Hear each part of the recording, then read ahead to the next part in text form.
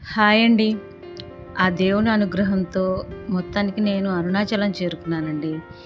శివుడి ఆజ్ఞ లేనిదే చేమైనా కుట్టదు అని అంటారు కదా!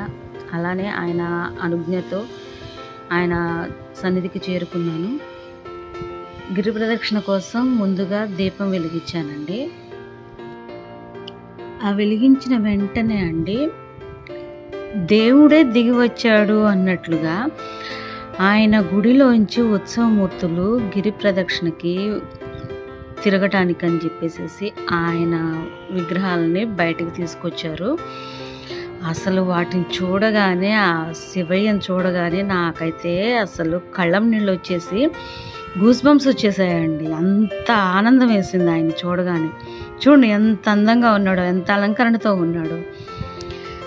అసలు మాటలు రావండి అవి చూడగానే. అసలు అంత అందంగా అనిపించాడు ఆయన. చాలా హ్యాపీగా అనిపించింది. ఆ స్వామివారితోనే కాసేపు నడిచామండి గిరి ప్రదక్షిణ. అలా నడుచుకుంటూ వెళ్తుంటే మనకి 8 లింగాలని చెప్పేసేసి మ్యాప్‌లో చూపిస్తారండి.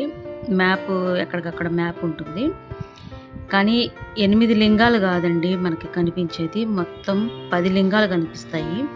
ఇంద్రలింగం, అగ్నిలింగం, యమలింగం, నైరుతిలింగం, వరుణలింగం, వాయులింగం, కుబేరలింగం, ఈశాన్యలింగం.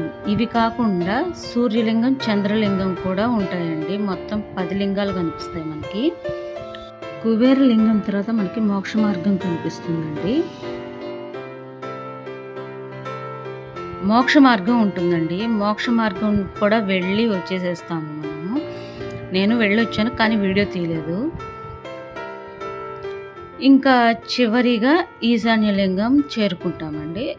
మొత్తం గిరి ప్రదక్షిణ పూర్తయినట్టు ఈశాన్యలింగంతో అయిపోతే ఇక గుడికి బయలుదేరామండి. గుడి దగ్గరికి వెళ్ళేసరికి కార్తీక పౌర్ణమి అయ్యేసరికి అండి ఆ జనాన్ని చూసేసరికి అమ్మో! ఇంతమంది దర్శనానికి ఆయన్ని చూడటానికి ఎంతమంది వేచి ఉన్నారో అని చెప్పేసేసి చాలా బాగా అనిపించిందండి.